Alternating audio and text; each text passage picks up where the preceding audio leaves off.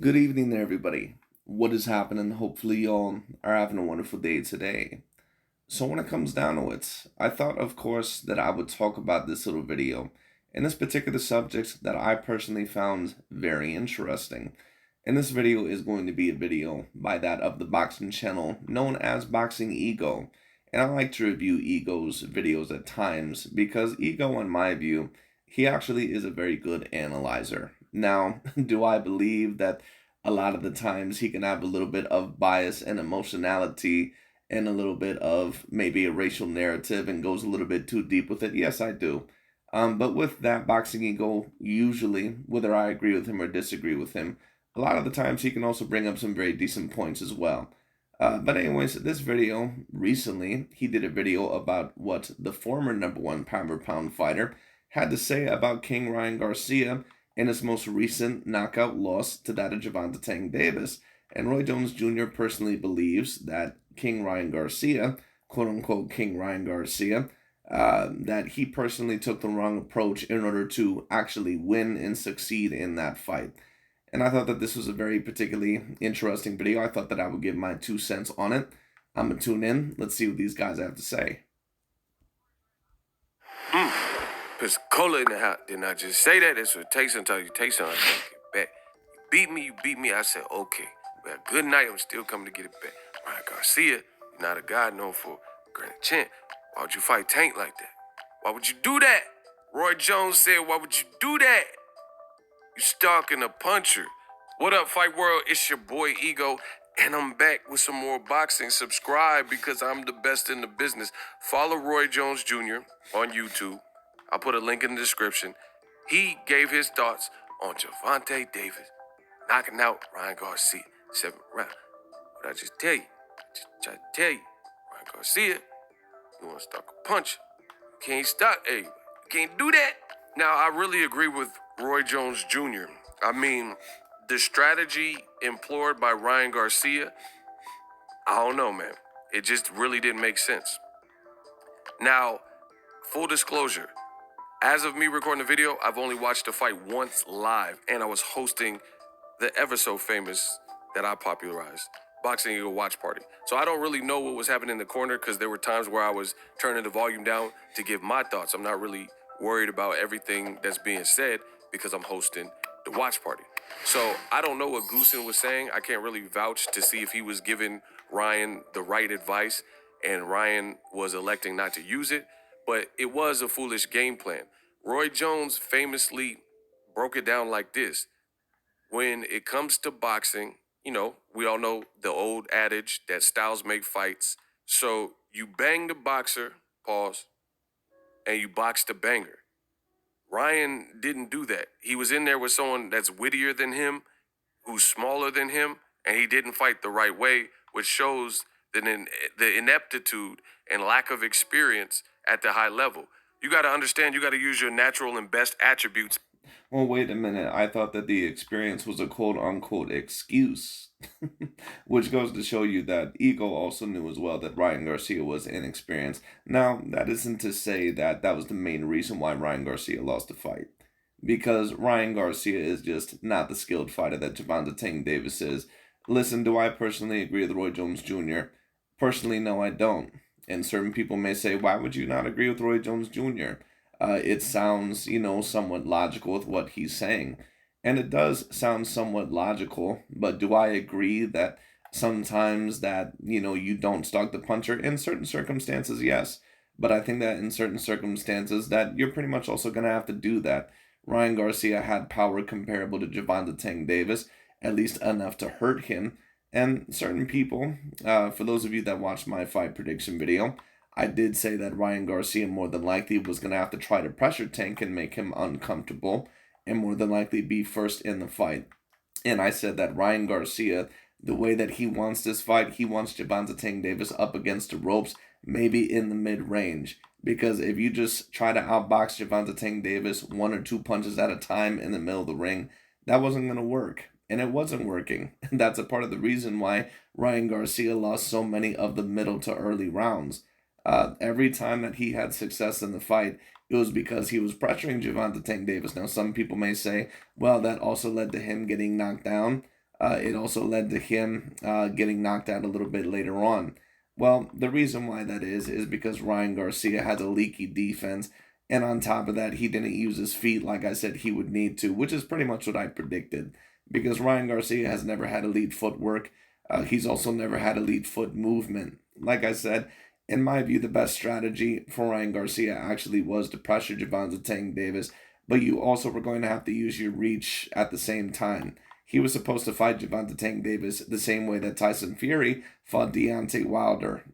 People after that Tyson Fury Deontay Wilder rematch, at least the first rematch anyway, the second fight that they had, so many people said, wow, Tyson Fury just went in there Mike Tyson style and just completely obliterated Deontay Wilder. No, not really. What Tyson Fury did is that he broke him down incrementally, and I get it. Mike Tyson was a great boxer as well. Not as great as Tyson Fury, but that's a conversation for another time. But when it comes down to it, Tyson Fury also was smart enough to utilize his feet, and he utilized the range and the distance when he needed to. And that's how you beat a fighter like that. That's how you beat somewhat of the superior puncher and also the smaller man. And that's what Ryan Garcia was supposed to do. But like I predicted, he did not use his feet well enough. And like I said, what Javante Tank Davis was going to try to do is that he was going to try to use Garcia's pressure against him.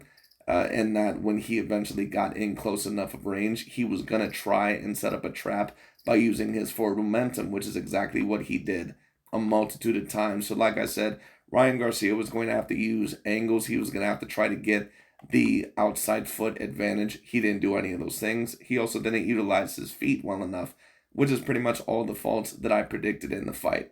I understand where Roy Jones Jr. is coming from, saying that, listen, you're the taller, you're the lengthier fighter, so why would you try to go in there with Javante Tank Davis?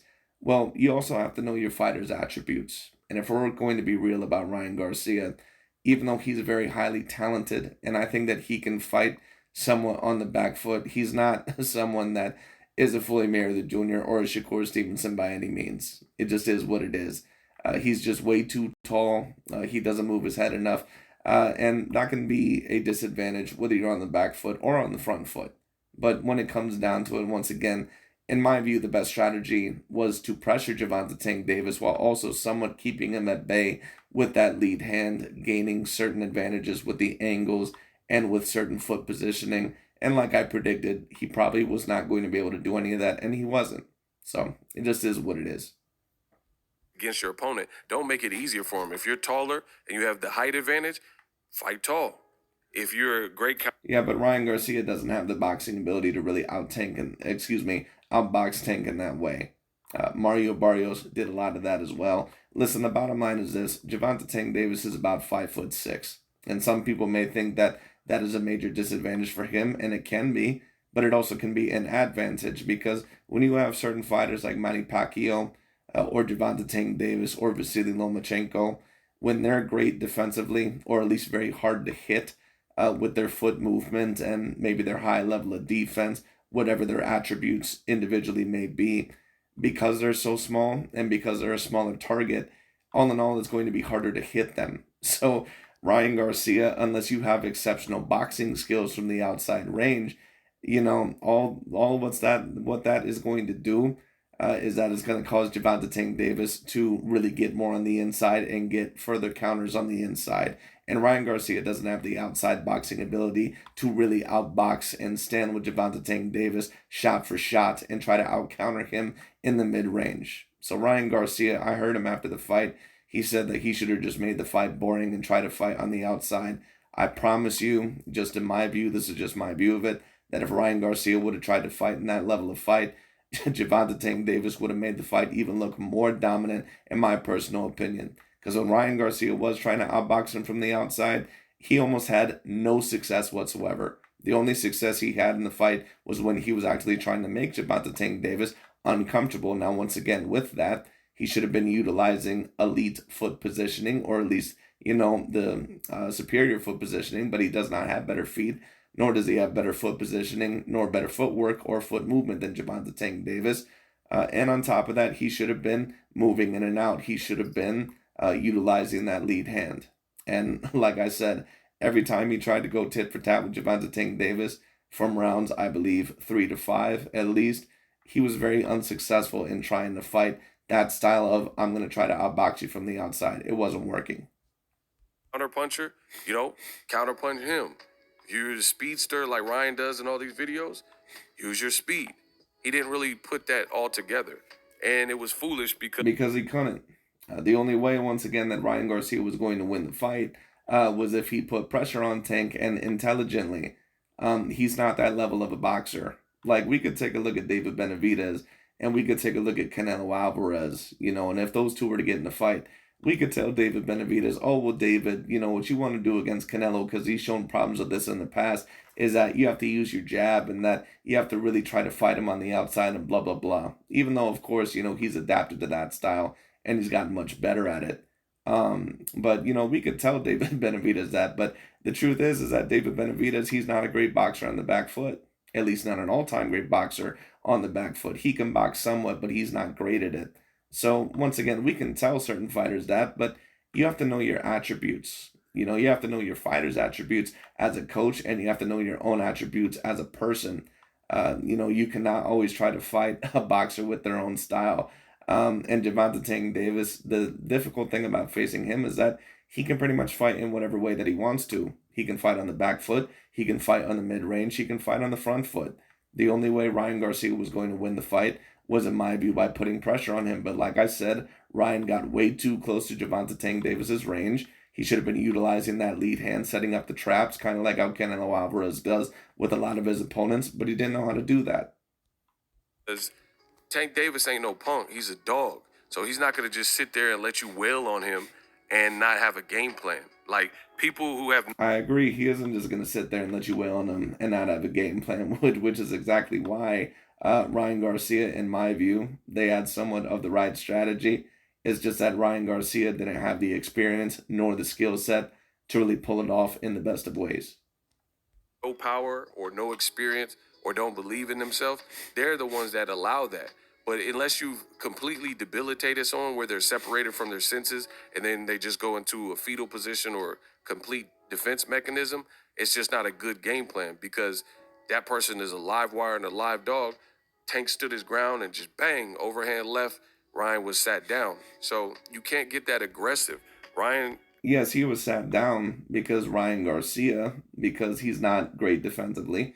And on top of that, he don't move his damn head, at least not to a great degree. So it just is what it is. That's the main reason why he got knocked down. Now, of course, he was aggressive, but is that the main reason why he got knocked down? Well, he was aggressive to the point to where he was not utilizing distance or range very well, which is, once again, I knew that was going to be an issue. Because Ryan Garcia, he's been able to do it against lower tier opponents, but Gervonta Tank Davis, he's very good at utilizing the distance, at least against the fighters that we've seen him against so far. So like I said, Ryan Garcia is going to have to work on that in the future. Garcia post-fight, he said he could have been more disciplined, which, that's a great observation from him. But he also said he got bored in there. I mean, boxing's not about getting bored. It's not supposed to be entertaining, and this is maybe what's wrong with some of this new generation of boxers. They're so used to instant gratification and things being readily available, stream your favorite movie, instantaneous TikToks, and people have such a short attention span. Boxing, sometimes you got to take your time and just fight the right fight to stay out of trouble or make it past a certain round where you can really turn up on your opponent.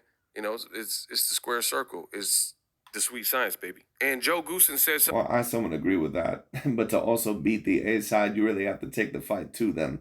Once again, in my view, that was the right strategy. It's just that Ryan Garcia, he had none of the skills really to beat Gervonta Tank Davis. He had some of the skills to give him trouble, which he did in a couple of rounds, but he never really had it in the first place to beat Gervonta Tank Davis, which is exactly what I predicted. Now, could he maybe become a much better fighter later on? Maybe, but to be quite honest with you, I just don't see it.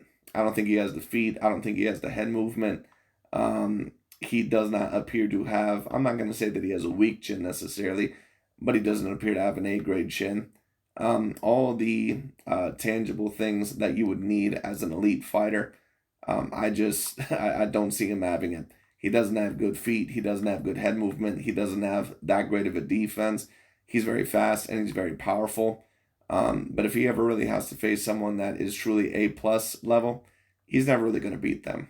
That's just personally what I see. Something pre-fight, and he said it a couple of times that was very alarming to me, and I talked about it. He basically said Ryan Garcia is not someone you can train. You have to more so partner with him. I don't believe in that. I don't subscribe to that. If I was the trainer, I'm training you, you listen to me, or I will not be your trainer. That's it. I'm not partnering with you. We're not equals. None of that. Whatever he was saying, I don't agree with that. You got to have the control and wear the pants. Why is someone paying you to train them if they're not going to listen to you? So I think Ryan. Well, I would agree, but that does end up happening a lot, especially when coaches get a hold of a very big cash cow or someone that they believe that, they might be able to, I'm not going to say take advantage of, but that they know they can pretty much cash out on, that maybe there's not much more that they can do, or that, they just pretty much let them kind of do what they formerly did because they're pretty much going to be what they already are. Ryan Garcia, even though, of course, he's very young, and he did make certain good adjustments ever since Joe Goosen. There is still certain faults that I'm not going to say it can't be fixed, but, certain coaches, I'm not really quite sure how well they're going to improve Ryan Garcia. He's young and he's made money and made moves But and I would somewhat agree with what Boxing Ego is saying. stuff like that. So maybe it's a point where he has a bunch of yes men that just kind of just down for the ride and there for the gravy train while the good times are rolling. But now when he's taking the loss, we'll see who's really behind his side. I mean, we even seen B Hop and De La Hoya, Golden Boy. They didn't even show up. Goosen, for whatever reason, they didn't show up to his post fight after he lost. Say what you want. So I agree with Roy Jones. Foolish game plan for Ryan Garcia to try to stalk a great counterpuncher, a scientific guy with lethal hands and lethal power and explosive. And I told you, I didn't understand people were saying Ryan's so fast and they were sleeping like Tank Davis is slow. Like Tank Davis is Joe Joyce or something. Like he's a mummy. And Well, no, Javante Tank Davis, he's not slow. He's not quite as fast as what Ryan Garcia is. But as Conor McGregor said after his victory over Jose Aldo, timing beats speed and precision beats power. And he's correct. And Javante Tank Davis has both of those things over Ryan Garcia. you've seen that. And besides that, timing beats speed. Tank showed you that. Absolutely. What did I just say? So again, a lot of y'all don't know about boxing. That's word to Roger Mayweather, rest in peace. Y'all don't know boxing. Timing negates speed, and Tank's very fast anyway, but we know for dang sure he got the timing. Roy Jones said it. Your boy Ego said it. Subscribe. Best in the business. But anyways, that's pretty much about it for this video. Do I personally agree with Roy Jones on this one? No, not personally. Now, I understand where he's coming from. Because if it was another boxer, say like that of a Devin Haney, then I would tend to agree. But Ryan Garcia is not Devin Haney. The only chance that he was going to have in order to win this fight is if he took the fight to Tank and if he did it in a somewhat intelligent manner. And he didn't do it. He, like I said, I give the kid credit. He showed heart. I think that he showed a little bit of courage. He tried to take the fight to Tank. At least he didn't just go out like some punk, at least in terms of, I'm not even going to try to make this fight tough for Javante Tank Davis. But like I said, had he just tried to outbox him from the outside the whole entire time, it would have not been very successful for Ryan, especially if he would have went for tit for tat. Now, maybe if he had had he doubled up his jab, went to the body very early on, maybe it could have worked. But I just don't think Ryan Garcia has that capability. I just don't think so. At least not to compete in that type of style with Javante Tank Davis. Just my view of it. But anyways, that's pretty much about it. I just thought that subject was very particularly interesting. I do not personally agree with Roy Jones, but I see where he's coming from. I get it. But anyways, that's really about it for today. Thank you so much for watching. I'll talk to you all later.